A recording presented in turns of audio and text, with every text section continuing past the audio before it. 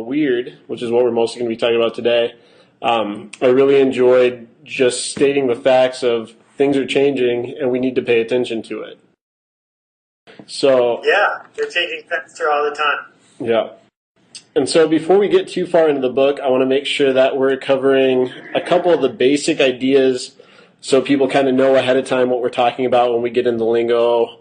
You've written another book about tribes, but I want to make sure we cover that. So what do you consider the biggest difference between a niche and weird, and then also between a target market and a tribe? Because I think a lot of marketers and advertisers kind of mix those things up, and before they really read into your book, I think there might be some assumptions that are made. Well, why bother going into marketing, and more particularly, why bother going into advertising?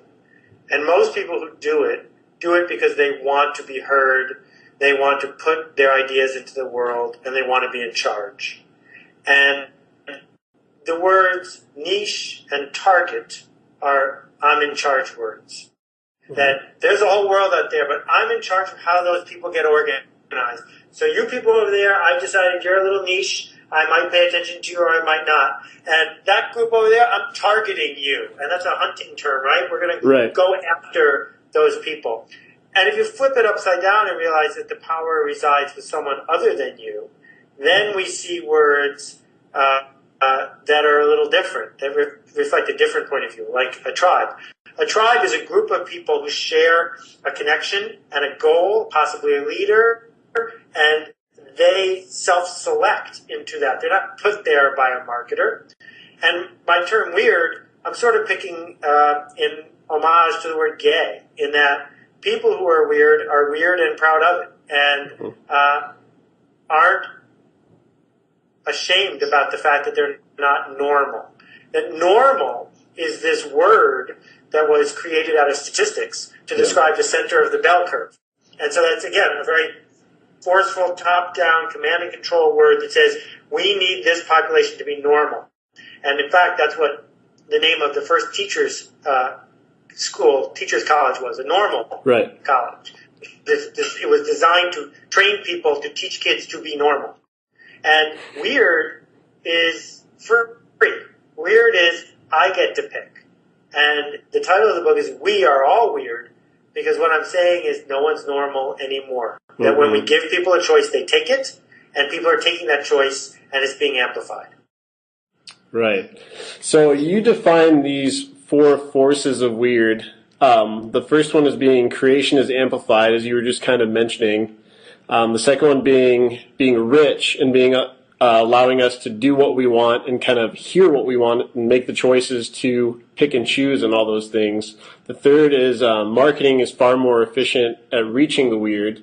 And then the fourth is that the tribes are better connected. Right. Which of these four forces do you think has the most power or influence on marketing as a universal concept, as kind of the marketing industry or the marketing world, or kind of just the communication between everyone else and their tribes or those groups? Well, I guess, Mike, I'd ask you, which would you rather have, air or water? Yeah, you need them all. Most human beings don't really get a choice. Mm-hmm. And the same thing is true here. So let's tick through them pretty quickly. The first is that creation is amplified. By that, I mean that as recently as 15 years ago, if you wanted to make a sculpture, make a book, come up with a snack food, invent almost any sort of product, there was no chance you could do it by yourself. No chance you could afford to have it manufactured. No chance that you could get the equivalent of shelf space. Today, all those issues are out the window, completely gone as things that we need to worry about. That's massive, that shift. Mm-hmm. Number two, if we study the Stone Age, what we see is that cavemen generally all did the same thing all the time. They hunted and they foraged and they ate and they had babies. And that was it, right? Because there wasn't enough time or money to have a hobby. No one was doing crochet. No one was fly fishing. No one was sitting around writing novels because they were poor. If you didn't hunt and forage, you were going to die. And so today there's a population on the earth, probably 1 billion people out of the 7, who have enough money to not go to work tomorrow if they choose. Mm-hmm. And that's really fundamental shift over 10,000 years. So when you are rich enough to not have to go to work, when you are rich enough to wear a merino wool sweater instead of nothing, or instead of the one thing you own, then you're going to pick. So I get to say to myself, all right, I got $99. Should I buy it from Ibex, or should I buy it from Cold Power Zero, or should I buy it from over there? All of a sudden, this richness, which only costs $10, $100, it's I'm not about billionaire richness. I'm talking about being rich enough to choose, means we're making choices. So, two other things left. 50 years ago, 20 years ago, if you wanted to do advertising, you had to advertise to everyone, at least 1/3 of the public on TV. Now, there's a style channel, and there's a left-handed basketball channel, and there's a channel on TV for people who just want reality TV show about people from New Jersey. And so we've sliced it all up, and then the internet multiplies that times 1 billion, which means that you can address just that tiny segment of people that are into rock climbing. Brand new. That's brand new. And the fourth one is that people who are weird aren't geographically limited anymore. No. So all the rock climbers can find each other. All the people who like these glasses can find each other. All the people who like my books can find each other. That's new. I couldn't have had this career 20 years ago because the 1 out of 100 people who like my work would all feel isolated and they'd give up. But now they're all connected. They'd never be able to find each other, and now they do. And they do it with a vengeance, full speed. People are dedicated to finding people like them who share their weirdness. And that's one of the most relevant concepts to me. I work in social media full time. I'm staring at the screen, looking at groups of people. Social media has almost become sociology or anthropology to me at this point.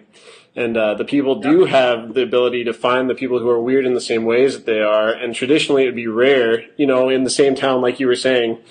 I'm a huge Batman fanatic. So in this town, even in West Des Moines where we're at, for me to find a group of Batman fanatics, I guess I could go to the comic book store, but then how many people am I going to find the same interest as me specifically? But when I go online, I can find everyone all at the same time talking about the same things.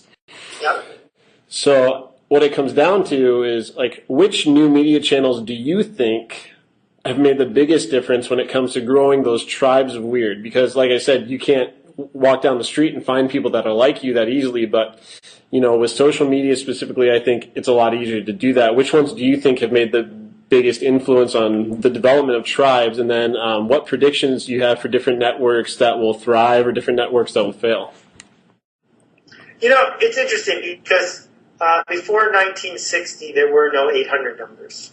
And by 1970, the 800 number industry was generating billions and billions of dollars of revenue. More phone calls are made on 800 numbers than any other kind. But nobody says this is a telephone-enabled business. And nobody says which telephone carrier do you think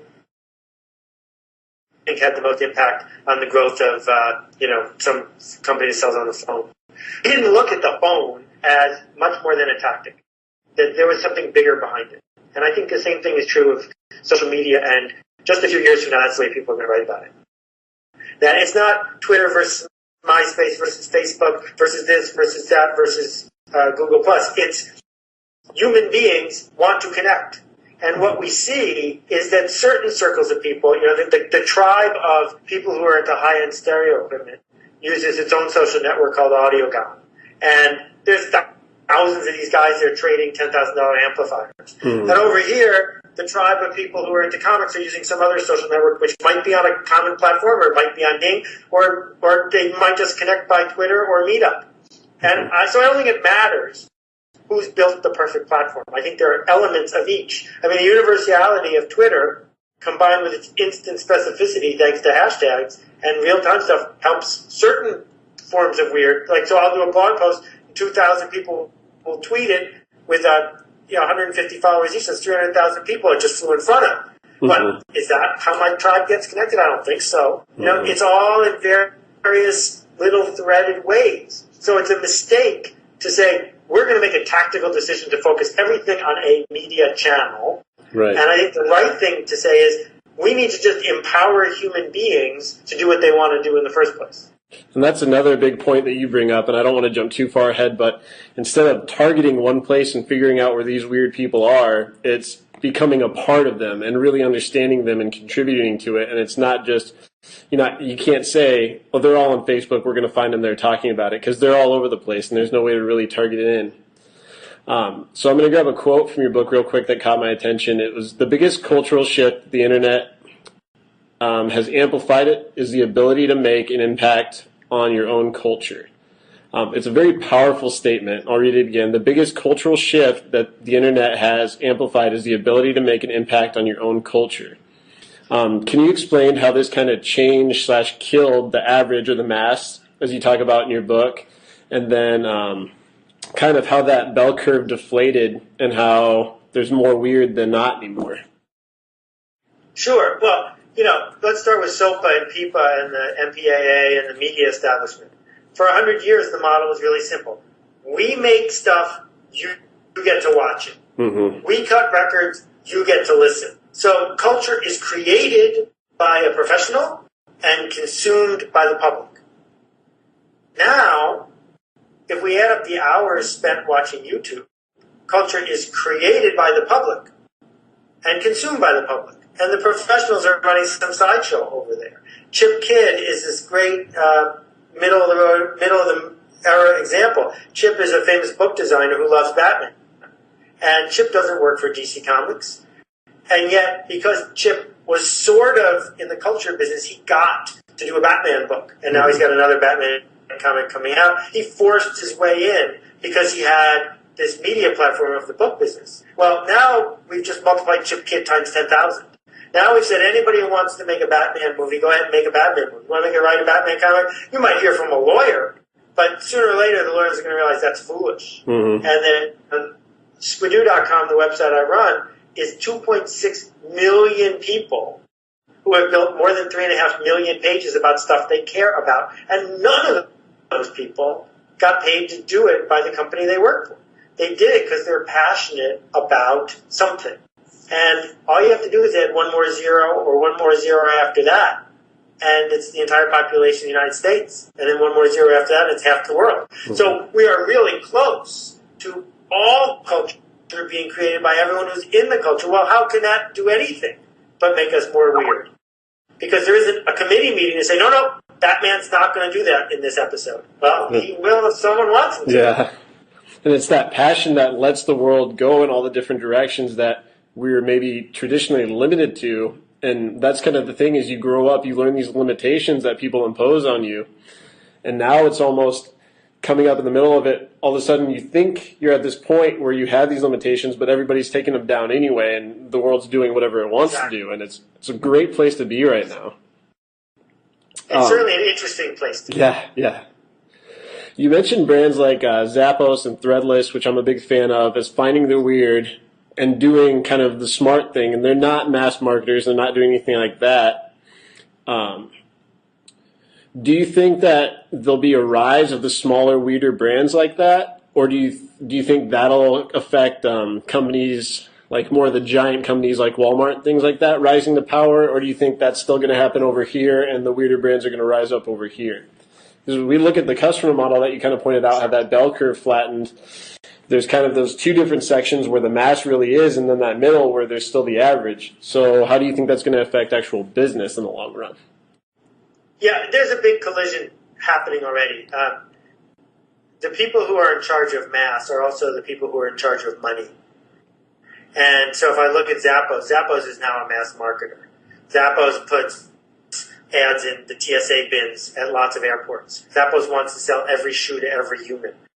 So at some level, they're embracing weird foot fetishes, but in general, they're acting like a public mass company because they are one.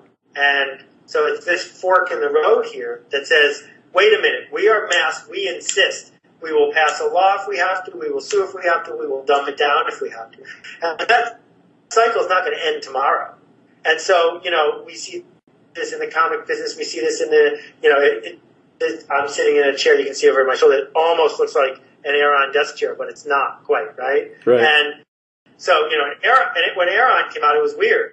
It was for a certain class of information worker whose boss had a certain amount of money to pay. But knocking it off and selling 10 times as many is a different business altogether. Right. That's going to happen again and again and again. Someone's going to, Danger Mouse will come up with some clever thing in audio, but then the mass top 40 people will steal it. Yeah. And we're going to see that happen again and again. But what's shifting is every time a weird person stakes out another edge, it gets harder and harder for mass to spread that thin. Right. They almost have to bend it a little bit to get it accepted by the mass anyway, and then it's not as genuine and as original to begin with. How do you think the deflation of the bell curve is going to affect marketing research? Because really, that's been a huge industry all along, and they've been looking at demographics and behavior and things like that. But really, it doesn't essentially matter anymore. I'm sorry, I have a little cold. 1 sec. That's okay. No problem. Sorry, Michael. It's okay. I've been thinking about marketing research a lot lately because I'm giving a talk on it in a few months. Here's the thing. Demographics don't matter at all. Psychographics matter a lot. Mm-hmm. It doesn't matter where you were born. It matters what you do. It doesn't matter what the census says. It matters what you care about. And who better to figure that out than the marketing research people? Well, what they must do is push back on the client and say, we will not give you mass-friendly information because you will fail. We will give you weird-friendly information so you can actually change. Right. And I've been thinking a lot about the same thing, because as we look at these social groups interacting and talking and what their interests are and what their weird tribes are and how those interact is going to become a lot more important than, well, we have thousands and thousands of 40-year-old house moms that are watching this show, but how are you going to appeal to each one of them individually, or what are their interests that you're appealing to versus just the fact that they're seeing it doesn't mean that they're going to pay attention or that you're actually going to grab their attention. Yeah, so this is why the commercials on most cable TV shows are so stupid, because this is mini-me of mass. They say, all right, we can't get the Mary Tyler Moore Show anymore, and the Super Bowl is only once a year, so let's make a mini version of mass and stick it on the Housewives, and stick it on the Real World, and stick it on this, when that makes no sense because it's too expensive. So mass media has to start falling apart. Okay, you list 3 other new forces of weird as explosion of wealth, explosion of media choices, and explosion of shopping choices. And then, so I want to talk about how all 3 of these kind of tie together and why that's really enough right there. You didn't go on to list any more of them. Those 3 things are powerful enough to make the changes that we've been talking about. Right, so Amazon and the Long Tail, which I suggest everybody go read by Chris Anderson, fuels this. Meaning, I can find out about something now in a million ways where I used to not be able to find out about it at all. Then I can Google it or DuckDuckGo it or whatever and find a store that sells it. And then I can buy it. Done. So all of a sudden, scarcity of shelf space doesn't matter whatsoever. The fact that you can get your thing on the end cap at Walmart doesn't matter. The fact that you can try to box out somebody from being able to reach the consumer, no, you can't. And what that leads to are all these weird products that ThinkGeek is filled with, and all of these weird products that fly fishermen buy, and all of these stores that are selling these eyeglasses that no one could have bought just 4 years ago. And so in every single segment, it just is going to go like this. And no one on any edge is going to get rich, but guess what? The guy in the middle is not going to get as rich either. Right. It's definitely a good point, and it's really interesting seeing all those things spread out that way, and those 3 things are definitely what we need to be paying attention to moving forward. Let me see. Let's talk about the 2 hotels and kind of the idea of the fake weird and how that doesn't really pull off. And you can kind of give your quick story of that real quick, because I thought it was just a short part of the book, but it was really interesting knowing that there's an attempt at being weird that's clearly identifiable, and that you can say, okay, you tried, but it's not the same thing as actual weird. I stayed in a private label Hyatt hotel in LA that all this, there was a vinyl record player, there was the notepad had a funky eraser with a slogan on it right next to it. The staff was wearing weird, odd sort of uniforms. The check-in was a little different. And the more you looked around the edges, you realized some big company had a lot of meetings and said, how can we make a hotel that feels weird? But they didn't get the joke. And so whenever you looked around an edge, you saw the Formica and the stuff that a truly weird hotelier would never have picked. Mm-hmm. And so I'm weird when it comes to stuff like that, and it didn't work on me. And the businessman who's not weird, it's certainly not going to work on him because he wants it to look just like a high-end. So the mistake they made was doing it for people, but not doing it by people. Whereas my friend Chip, when he ran Joie de Vivre, those hotels in San Francisco that are all truly weird, each one based on a beautiful magazine, he was like that. He is like that.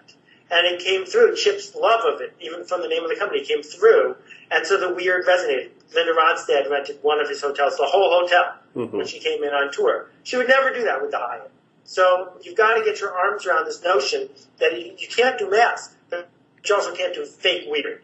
Right. And that kind of rolls into the next idea or concept that I want to ask you about. Is kind of the idea of a brand being weird. And do you think a brand should find one kind of weird and stick to it, or do you think a brand should kind of develop a personality of sorts and have their own kind of weird? Like when I emailed you to ask you about this interview, I told you I'm a boxer who is a hardcore Batman fanatic. I wear a Batman belt buckle every day and a Batman t-shirt most of the time and things like that.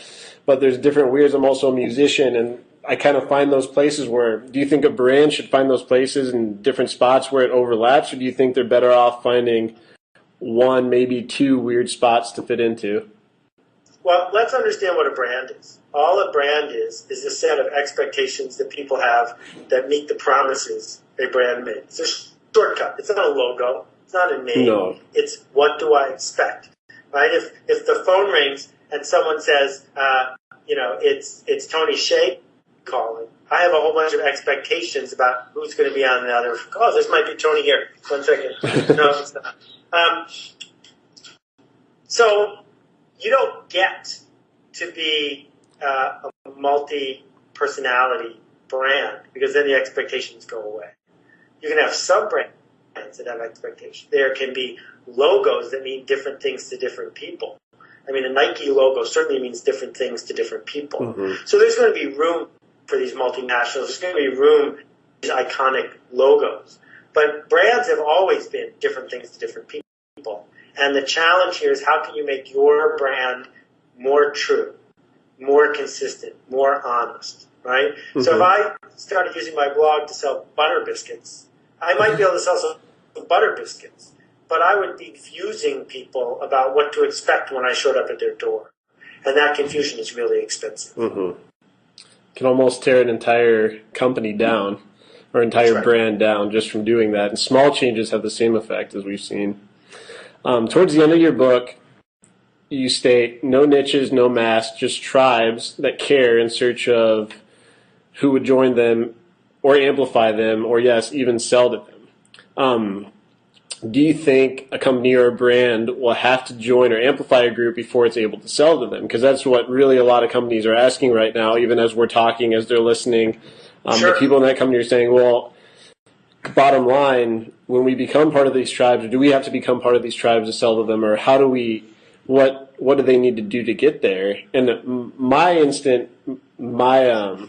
kind of assumptions after reading and things were, you should be a part of the brand or a part of the tribe, but not necessarily, they might seek you out as far as selling to them goes. And you listed Etsy and the typewriter with the USB that plugs in the computer, and that's kind of an example of it. But can you kind of expand on that kind of the relationship with those three aspects? Well, I think it depends. If we think about the tribe of people who ran in old Victorian homes, the guys from Leviton who make electrical outlets and wiring, it's generic, it's invisible. You don't have to be into that stuff.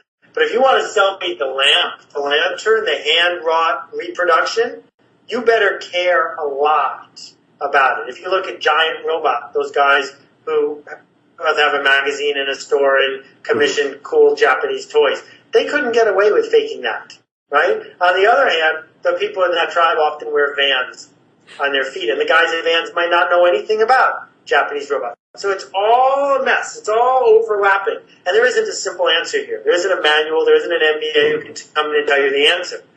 All I'm trying to do with this very short book is provoke you into understanding that when someone refuses to be normal, the answer is not to spank them. The answer is to understand where they're going. Because if you want to do business with them, you have to be aware of where they're going. And then also understanding that they're not the only one that's trying to be weird. I think that was the biggest thing. Everyone is at this point. And then, so the last kind of question or idea that we can talk about here is your favorite quote from Cindy Gallup that says, "Everyone hates advertising in general, but we love advertising in particular." I don't see advertising ever going away, but how do you think it's going to change? Well, it's already changing really fast. You can't run, I'd like to teach the world to sing, on Google and expect that your ad's going to pay for itself. Mm-hmm. So Google ads, targeted ads, hyper-targeted ads, ads that follow people around, ads that are completely focused on an individual, those ads are already so different than what Mad Men was building in 1964. So if you have a brand that depends on building a new nationwide vision of who you are in the old school, I don't think you can afford it. I think the future is going to belong to micro slogans, brands, logos, efforts that reach very targeted people, and then maybe over time they come together, right? And you know, we see that with something like a niche movie like Buckaroo Banzai that then catches on to an ever wider circle of people. It made J.K. Rowling a billionaire. J.K. Rowling didn't try to write a book for everyone. She tried to write a book for 10,000 people, and it's those 10,000 people who kept making the tribe bigger. Right, and that's kind of the power of essentially the tribe itself, is that because people are passionate about that, there's no real limit to where it's going to stop. That's right. Well, Seth, that's pretty much the questions that I had listed. Is there anything else you wanted to kind of dive into from the book? Well, I think we've already spent more time talking about it than we tend to read, so I'm not going to waste anybody else's time, but it was really good to talk with you. Your questions were right on, and I appreciate you spreading the word. So thank you. I appreciate your time, Seth. It was an honor to talk to you and really hear the insight from you directly. Thanks for your time. Have a good day.